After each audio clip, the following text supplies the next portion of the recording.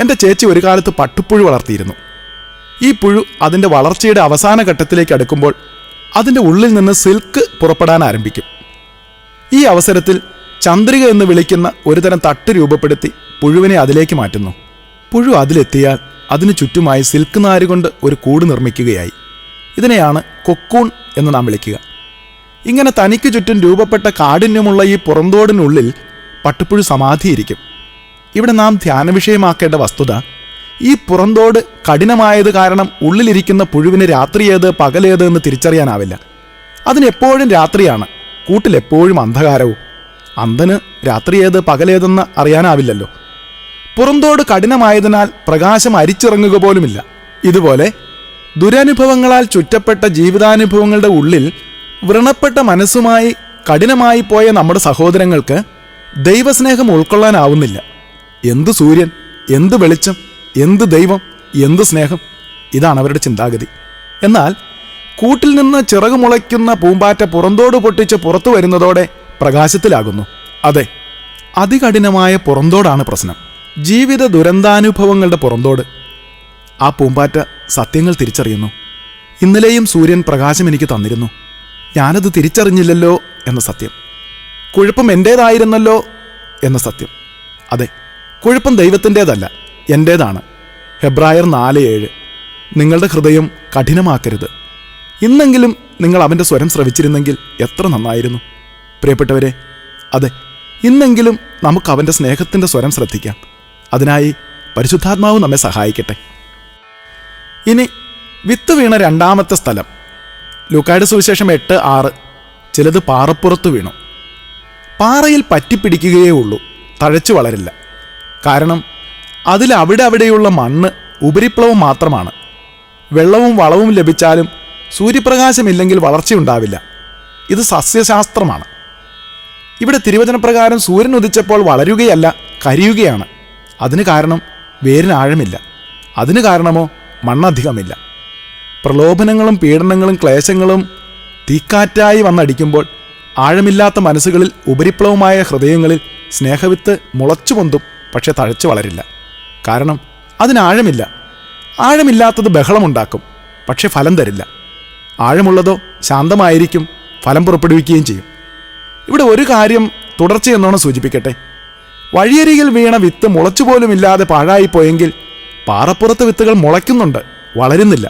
ഇത് രണ്ടാം ഘട്ടമാണ്. പക്ഷെ ഫലത്തിൽ രണ്ടും പാഴ് തന്നെ. ഒരു വീടിൻ്റെ മുറ്റത്ത് 2 കുടങ്ങൾ കിടന്നു. ഒന്ന് ചരിഞ്ഞും ഒന്ന് നിവർന്നും. മഴക്കാലം വന്നെത്തി. മഴ ആർത്തു പെയ്തു. നിവർന്നിരുന്ന കുടത്തിൽ വെള്ളം വക്കോളം നിറഞ്ഞു. ചരിഞ്ഞ കുടത്തിലോ അല്പം മാത്രം. 2 ദിവസം വെയിലടിച്ചപ്പോൾ ഉള്ളത് വറ്റിയും പോയി. പെയ്ത മഴയുടെ കുഴപ്പമാണോ കുടങ്ങളുടെ കുഴപ്പമാണോ? ധ്യാനവിഷയമാക്കുക. മേഘാലയയിലെ ചിറാപുഞ്ചിയും മൗസിൻഡ്രാമുമാണ് ഇന്ത്യയിൽ ഏറ്റവും കൂടുതൽ മഴ ലഭിക്കുന്ന പ്രദേശങ്ങൾ. കണക്കനുസരിച്ച് ഏതാണ്ട് 1080 സെൻറ്റിമീറ്ററിന് മുകളിൽ. എന്നാൽ അവിടെ കിണറുകൾ പലതും വറ്റിയാണ് കിടക്കുന്നത്, കുടിവെള്ളമില്ലാതെ. കാരണം കട്ടി കുറഞ്ഞ മേൽമണ്ണിനു കീഴെ കൽക്കരി ഡെപ്പോസിറ്റ് ചെയ്യപ്പെട്ടിരിക്കുന്നു. ഉപരിതലം കട്ടിയില്ലാത്തതിനാൽ മഴവെള്ളം പാഴായി നദിയിലൂടെ ഒഴുകിപ്പോകുന്നു.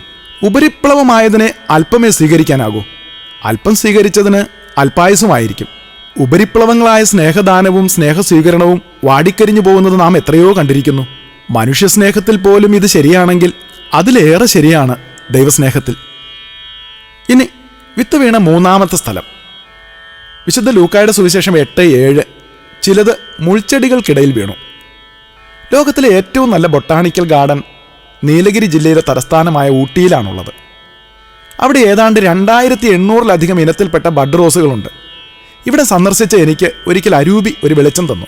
നമുക്കെല്ലാവർക്കും പ്രിയപ്പെട്ട ബഡ് റോസ് ഉണ്ടാക്കുന്നത് നല്ല റോസിൻ്റെ തണ്ടിലുള്ള മുകുളങ്ങൾ അടർത്തിയെടുത്ത് നേരത്തെ തവാരണയിൽ നട്ടുവളർത്തിയ കാട്ടുറോസിൽ ഒട്ടിച്ചാണ്. ഇങ്ങനെ ഒട്ടിച്ചു ചേർത്ത മുകുളങ്ങൾ ഏതാണ്ട് 8 ദിവസങ്ങൾ കൊണ്ട് വളരാൻ ആരംഭിക്കുന്നതോടെ കൃഷിക്കാരൻ കാട്ടുറോസിൻ്റെ എല്ലാ മുകുളങ്ങളും മുറിച്ചു മാറ്റുകയായി.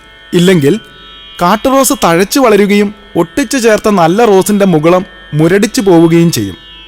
മുറിച്ചു മാറ്റിയാലോ മനോഹരമായ പുഷ്പങ്ങൾ വിരിയുകയും ചെയ്യുന്നു. ഇവിടെ തിരുവചനം പറയുന്നു, മുൾച്ചെടികൾ വളർന്ന് അവയെ ഞെരുക്കിക്കളഞ്ഞു.